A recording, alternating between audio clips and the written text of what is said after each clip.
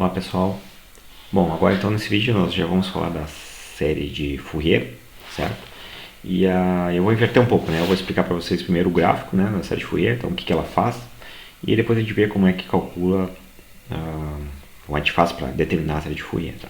Uma coisa que eu posso adiantar, né, para vocês, que vai ajudar também a gente entender um pouco melhor, é o seguinte: a série de Fourier, ela, assim, na verdade ela é meio parecida com a série de Taylor, né? No sentido que a gente vai tentar escrever uma função f de x como uma série de funções, certo?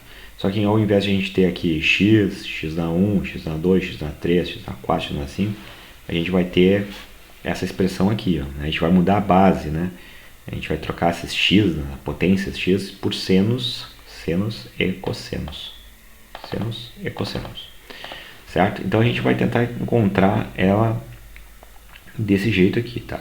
De fato, o que acontece é que geralmente a série, né, essa expressão do lado direito, não fica identicamente, né, igual à função f em todos os pontos. Tem uma miséria de pontos ali que dá um pouquinho diferente, né? Então essa igualdade que nem sempre é verdadeira, mas o que eu gostaria que vocês, né, fixassem, né, agora as ideias, então que a gente vai tentar escrever pelo menos a função como sendo essa soma aqui de infinitos termos. E a gente está mudando a base, né? A gente está trocando x na 1, x na 2, x na 3 por cossenos e senos, tá? Bom, esse dividido por 2 aqui tem uma explicação, né? Que a gente vê depois, né? E esses cossenos aqui de npx, esse argumento, né? npx sobre L, perdão, πx sobre L, 2πx sobre L, 3πx sobre L. Vocês observam, cosseno, cosseno, cosseno, né? E depois a gente tem seno de πx sobre L, seno de 2πx sobre L, seno de 3πx sobre L. Esse L aqui é conhecido, tá? É bem fácil achar ele. Aliás, não é que a gente acha, a gente sabe quem que ele é. E o que a gente tem que fazer, então, para determinar a série de Fourier, é determinar, então, os coeficientes, que a gente fazia na série de Taylor. Tá? Então, achar quem que é o A0, achar quem que é o A1, o A2, o B1, B2, tá? Isso aqui tem uma formulinha que se usa para calcular, então, a gente tem que fazer algumas integrais, mas é tranquilo. Tudo bem?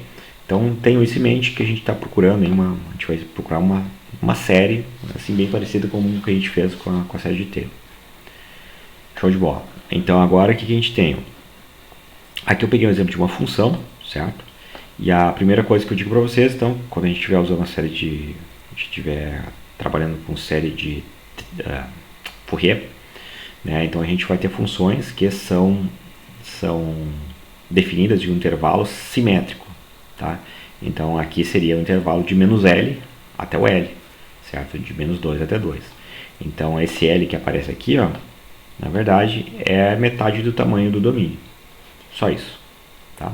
Ela vai ter essa função aqui, vai estar definindo num período, num domínio, né, de tamanho 2L, certo? E então vai aqui, esse tamanho aqui é L, então é 2, né? Esse tamanho aqui também é L, tamanho, né, distância, então é 2 também, tá? Ok, bom, então é o seguinte, a gente vai pegar essa função aqui, e vai encontrar a série de Fourier dela, que nem, né, que é isso daqui, né, achar os A's, os B's aqui. Bom, aqui nesse vídeo, então eu já fiz isso, tá? Eu quero, depois a gente vê como é que a gente calcula todos os A certinhos, mas eu já fiz isso aqui, e deixa eu ver qual que eu coloco agora, é esse cara aqui, ó. Isso aí. E a gente obteve então essa série aqui, certo? Na verdade aqui não tem a série inteira aqui, né, desenhada. Vocês podem ver aqui que aqui, para ser a série de Fourier mesmo, aqui seria infinito, tá? Mas então aqui eu tenho só um termo, né? Porque depois eu vou aumentar, vou fazer a soma com um termo, com 2, com 3, com 4. Aí eu vou ter uma sequência de funções e eu quero ver para onde essa sequência de funções está convergindo.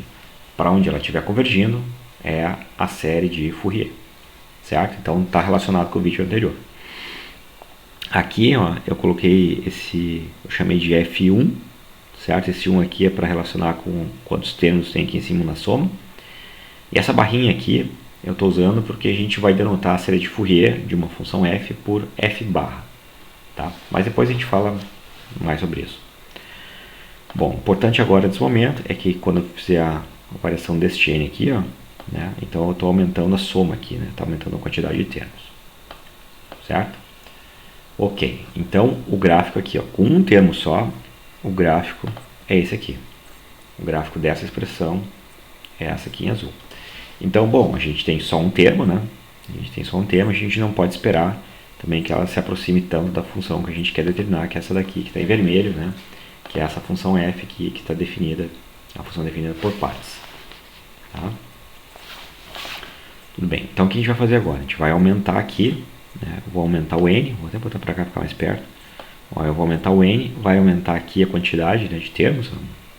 E aí essa função, que esse gráfico aqui representa o gráfico dessa função, também vai ser alterado. Tá? Então vamos lá. Aumentei por 2. Opa, foi demais. Deixa eu diminuir aqui. Como é que está aqui o negócio? Vou botar aqui para ficar mais lento. Opa, aqui. Beleza. Fica mais fácil. Então aqui eu vou aumentar. Ó, com 2 ela já ficou assim. Com 3 ela ficou assim. Com 4 ela ficou assim. E vai indo, certo? Aqui fiz uma variação de 20 termos, ó. Se eu fizer aqui a animação, ela vai ficar mais ou menos assim. Então esse gráfico aqui em azul, né, são, digamos assim, essa aqui é a série de Fourier truncada, né? São só os primeiros termos. Bom, então o que a gente já pode ver aqui com esses poucos termos que a gente colocou, né? A primeira coisa, a função, né, a função vermelha aqui, ela vai ser aproximada pela série de Fourier, que é o que a gente esperava, né? A segunda coisa é que então ela está repetindo a função para cá, né? De forma periódica. Então a série de Fourier ela é uma função periódica. O que não é de se estranhar, porque ela é feita com senos e cossenos, né? Neste caso aqui está aparecendo só o cosseno, né? Mas a gente tem senos e cossenos. Deixa eu falar uma coisa aqui que eu esqueci de falar antes, né? Essa expressão aqui, ó, essa daqui são os ANs. Ó. Pode ver que não tem x aqui. Esse aqui são os ANs. E esse daqui, então, é o cosseno de x. Tá? E aqui não tem os senos, né? Porque nesse caso aqui, com essa função, esses bns aqui todos se anularam. Então, B1, B2, B3, B4 se anularam todos. Tá? Bom, então a gente vê então que a aproximação, então, ela vai aproximar a função, né? A aproximação, então, vai ser uma função periódica, certo? E ela também tem essa propriedade de ficar oscilando, o que é natural, afinal de contas, a gente está trabalhando com senos e cossenos. Tá? Bom, daí eu quero repetir aqui aquele processo que a gente fez antes, né, de convergência pontual, tá? Para a gente dar uma olhadinha como é que fica nesse caso aqui. Nesse caso aqui, também, uma coisa que já dá para adiantar, é que como a nossa função aqui ela é uma função par, né? Quando ela se repete, né, tu vê que ela cola direitinho, ó, e a gente não vai ter problema de descontinuidade. Então no próximo vídeo a gente vai fazer um gráfico, a gente vai ter um gráfico com problema de descontinuidade, vai dar uma pequena diferença, certo? Mas nesse momento nós vamos fazer o seguinte, ó, vamos habilitar aqui o nosso x. Eu vou começar a olhar no x igual a 0. Vou pegar aqui, certo? Daí eu vou fazer a mesma coisa que a gente fez antes. Vou pegar assim, botar pra cá. Aí a gente vai fazer o seguinte, ó. Então a gente vai fixar x igual a 0, certo? E aquela sequência que era uma sequência, aqui eu tinha então uma sequência de, conforme ia variando aqui o n, né? Então isso daqui se transforma em uma sequência de funções. Aqui embaixo, como a gente tem o x fixo, é uma sequência numérica. Certo? Ok, então vamos habilitar aqui o rastro, certo? E vamos fazer esse carinha aqui variar, só deixa eu aumentar um pouco ele aqui, vamos botar aqui uns 100 pelo menos. E ver o que acontece. Tá, então vamos lá, animei. Ó, já dá pra ver, né? Então quando x é igual a 0, já tem uma sequência de pontos que está tendendo lá para o 5, né? Deixa eu fazer assim agora pra gente ver de mais de perto o que está acontecendo aqui mesmo, né? Então, ó, a minha sequência de funções, que é essa aqui em azul, aí eu estou olhando só para o caso onde que o x é igual a 0, estou olhando para onde ele está convergindo, e ele está vindo para cá, ó. A gente pode fazer animando aqui os gráficos, certo? Então nesse pontinho aqui a gente tem a convergência para cá, certo? Tranquilo, né? Bom, mas aí uma coisa que a gente pode ver é o seguinte, ó. Uma outra coisa que a gente pode ver, né? Bom, aí eu vou aumentar aqui um pouco a minha aproximação e a gente já vê assim que, olhando, né, olho nu, a gente tem uma ótima aproximação por tudo, né? Mas uma coisa que é legal de a gente ver quando a gente está usando o computador, né, que dá pra ver bem isso, né, é a gente pegar algum lugar, ó, tipo esse daqui, e olhar ele bem de pertinho. Então a gente vem aqui, aproxima, ó, e vê que a aproximação não é tão boa assim, né? A gente tem aqui alguns problemas para ser resolvido, digamos assim, né? E aí então, o que a gente vai fazer agora? Vamos pegar esse pontinho, vamos botar pra cá, certo? Deixa eu desabilitar uma coisa aqui para ficar mais fácil aí. E aí vamos dar um zoom aqui. Vamos ver como é que é o comportamento aqui perto, né? Mais aqui. Aqui pertinho, tá? Então eu vou fazer as funções voltarem, né, as aproximações. Então a gente está aqui naquela quina da função, né, certo? E eu vou animar aqui para a gente ver como é que fica a sequência de pontos que se aproxima, né, a convergência. Vamos lá. Então olha só, o que está acontecendo aqui, né? As funções estão se aproximando, né? Só que a gente observa que dá uma coisa assim uniforme, né? Ela hora está para cima e hora está para baixo. Mas o importante é que a sequência de pontos, né? A sequência de funções está gerando uma sequência de pontos que está convergindo para o zero. Tá? Isso que acontece nesse ponto aqui, e aconteceu lá no ponto x igual a zero, acontece em todos os pontos da função. Se eu pegar aqui, ó, por exemplo, se eu trouxer esse x para cá, ó, também vai acontecer. Só que provavelmente vou precisar aqui num valor maior. Então a gente pode botar aqui 1000, por exemplo. Eu vou botar só 400, porque agora o meu computador vai começar a ficar lento quando isso aqui ficar alto. Ó.